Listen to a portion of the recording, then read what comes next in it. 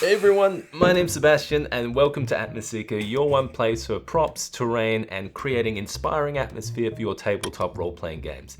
Today I'm going to be looking at fog. This one in particular is going to be using a method that is for creating low-lying fog for your tabletop terrain. I'm going to be using one of these $30 smoke machines. They're typically used for DJ events or Halloween kind of parties, and now it's going to be used for D&D. So other than the fog machine that retails for about $30, you have the smoke fluid solution that goes into this thing. I'm in particular using this Magic Mist, which is a heavier based, water-based solution that when the fog comes out nice and thick and heavy. Especially when cooling in the fog chiller method, it's going to come out and sit for a lot longer on the terrain board. So the method we're going to use is going to be creating a fog chiller of sorts where it's going to take hot fog from the fog machine, pump it into a container where it can cool and come out through a pipe onto the terrain board. One of the first elements of this design is the actual container of which the fog is going to be pumped into. This is a 7.5 litre Tupperware container, and the reason I've gone with a Tupperware container as opposed to a regular plastic container is it has this nice silicone seal on the side of the lid here. So when we clamp it shut, it's going to keep everything nice and airtight. I've made a few extra modifications to this Tupperware container as well. On the inside here you can see I've got these long strips of EVA foam kind of glued into the bottom here. I've had to give the bottom of the container a light sand and use some more industrial strength adhesive because super glue or other kind of normal glues are just going to peel off right at the hard plastics. The reason I've glued these strips into the bottom here is that they're the right width for these particular ice packs that I have. You can place these into these grooves, and what that's going to do is when the smoke enters this container, it's going to have a moment to cool and kind of swim around these ice packs. Additionally, I've also drilled a couple of holes into the container with a Dremel, taking special care not to cause any cracks as opposed to try and keeping this thing as airtight as possible. On this end, I've drilled it to the same diameter as this PVC piping, which is about 4 centimeters across, and I've sealed it with some acrylic sealant here on the end.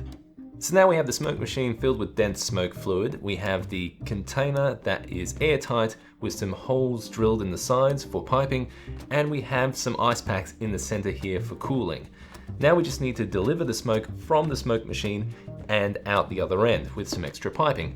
And for that I'm using some more PVC piping, some elbow bits here, and then another unique piece which is just a short length of straight PVC piping, but I've drilled some holes in the front of it. The reason that I've drilled these holes into the tubing here is that when this smoke machine tries to produce smoke, it needs to draw in air. If you have a sealed pipe over the nozzle of the smoke machine, you're going to notice that it's going to suffocate and choke and not produce as much smoke. So drilling the holes into the piping is a good way of letting it have that air intake, but still directing the flow of this smoke. On the other end of the container, I've cut a hole that's slightly smaller to fit a different type of tubing. I've got this old vacuum cleaner tubing that I've used, and I've cut the hole in a way that it's nice and snug so I can still detach it if need be, but it still has a tight enough seal. To help finish off the fog chiller, I'm going to put a bit of this extra PVC piping onto the end of the hose here. I've also taped a bit of this pantyhose mesh onto the end to help decelerate the fog. Now with the fog machine all set with the fog chiller, I quickly made a fog play area out of foam core that's stuck together with hot glue. It has an 8 centimeter high edge that will contain the fog around the terrain. You could make these to any size you like. These are 16-inch squares that I've made as corner sections for easy storage. On one of the corners, I cut a hole to the same diameter as the piping. The fog was still coming out a bit too fast, so to shape and decelerate the fog a bit more, I used some of this Halloween cloth. The fog chiller fills the board really quickly with fog and lasts quite a while before having to top it up. As with all fog methods, there is some residue to be expected, but I've only noticed effects on paper or cardstock, with a slight darkening after a few hours.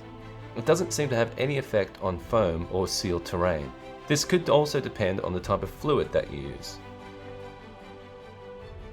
One improvement I might make is getting a timer for the fog machine to automatically trigger fog at regular intervals, but overall the amount of fog being produced and the atmospheric effect, especially with some great lighting, really brings the terrain to life.